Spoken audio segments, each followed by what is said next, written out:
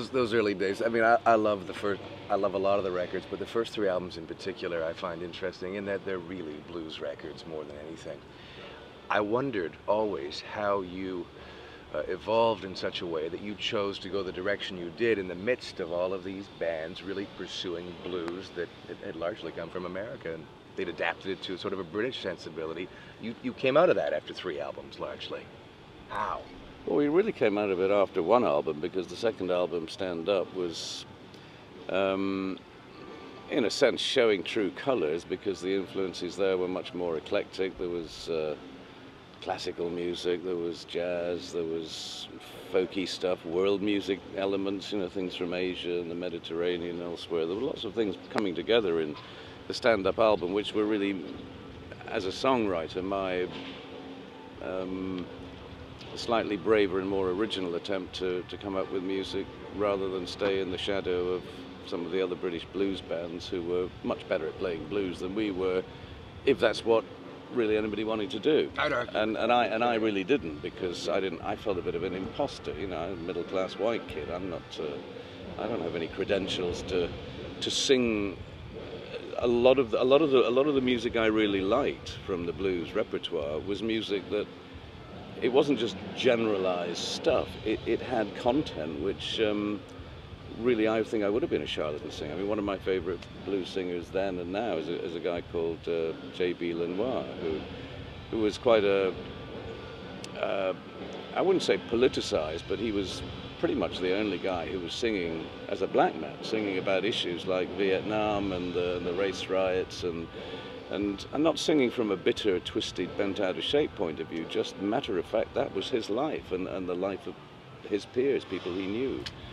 And so to sing that kind of music would have been just completely phony for me, you know, to sing about Governor Wallace and things in history, which, you know, for me, 3,500, 4,000 miles away would have been utterly irrelevant and silly. So, you know, that's always been the case. There've been lots of musical influences that I've had that are far too specific, far too idiosyncratic for me to want to actually try and work really in that area. I mean, I take elements of it. You know, I'm not someone who really feels comfortable with getting into a particular genre and saying that's what I do. In the sense that obviously Eric Clapton, for the most of his life, has remained pretty true to his blues origins, and that's what he does. He plays the way he does. I mean, he's rather more varied and inventive than a lot of other blues guitarists are, but still, that's fundamentally what he does. And that's fundamentally what he speaks of and claims to. He's not going to be making a folk album or a jazz album or not like doing classical music with a symphony orchestra or anything. No. I'm speaking with Ian Anderson of Jethro, Tull. Ian, you mentioned how, you know, probably the last place you would feel great about being is stuck away in a studio coming up with new music, although you are on the road and you do love to play live. When you did go into the studio with regularity and make records, and some of them were extremely well received, was that, did you find comfort in that, knowing that people really had a connection with what you had done in the studio? Did that make it seem like something, I should go back and make another one? It seemed to have worked.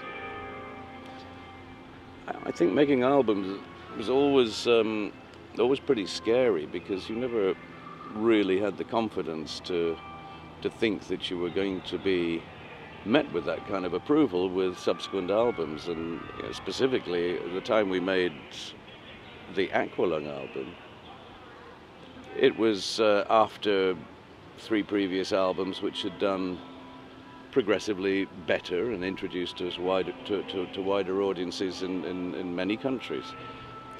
But Aqualung really felt like a make or break album. You know, we were either going to be moving onwards and upwards, or perhaps be subjected to you know, some critical disdain and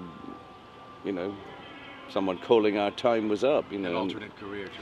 Yeah, and it felt. I remember when we finished the album. I remember John Evans, the keyboard player, and I went for breakfast. We finished mixing it, you know, really late at night or early in the morning. We went off to some, 7 o'clock in the morning or 6 o'clock in the morning, some place, in that area of London where we found some little cafe and got some breakfast. And I remember, saying, I really don't know what we've got here.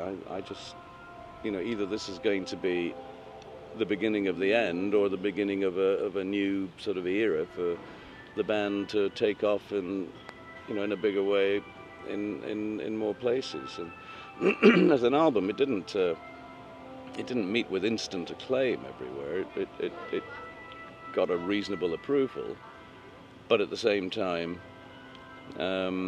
I think probably because we were a touring band playing live and playing that music on stage, it continued to sell through over the next year or two and did pretty well, but it just didn't have that instant bang into the charts. It was, it was a steady seller, and then subsequently, of course, continued to sell over many years. So it probably racked up about 15 million sales by now, which for a single album is quite a lot. May not be as many as Dark Side of the Moon or something, but it's reasonably respectable if units of sale are what success is all about, which I sometimes doubt, but there you go.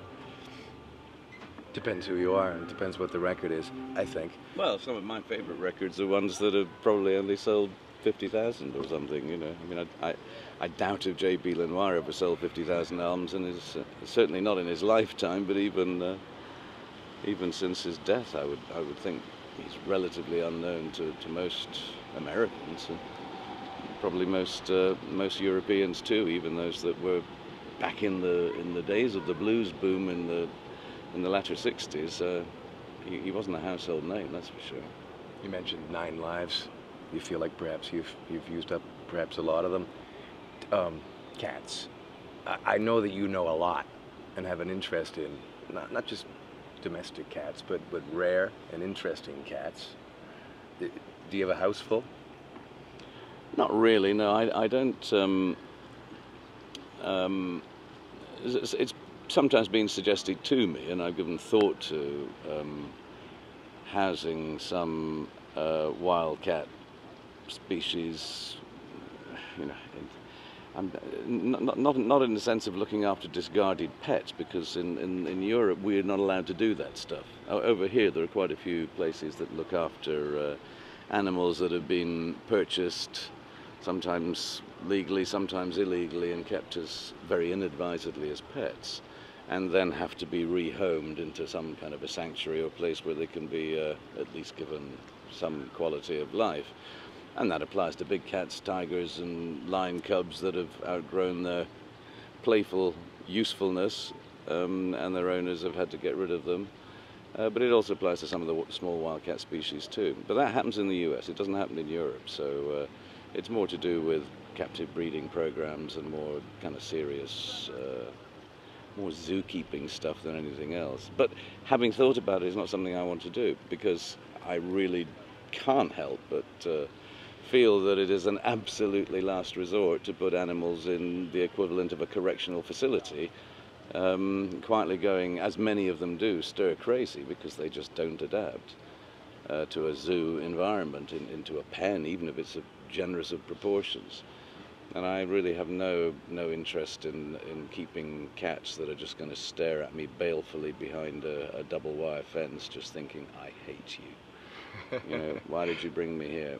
But what spurred an interest? So what going on from that? What is important is developing the consciousness in amongst governments and local populations where those animals are native in the wild, to try and ensure that their natural habitat is preserved and they're given some space and given the opportunity to continue to maintain some stable population. And that's the more responsible way of conservation and ecological do-gooding, is to try to preserve our natural habitats, whether it's in continental USA or in some high Andean South American village where the local native wildcat is very threatened and not doing at all well, and probably I would say almost certainly not going to make it beyond another 50 years or so. But that's the case. There are so many species, not just cats, but so many species, and dare I say we might turn out to be one of them, that are going to find ourselves in big trouble in 50 years from now, when we simply have got to the point where we can't sustain ourselves with the assets that we seem to be mismanaging.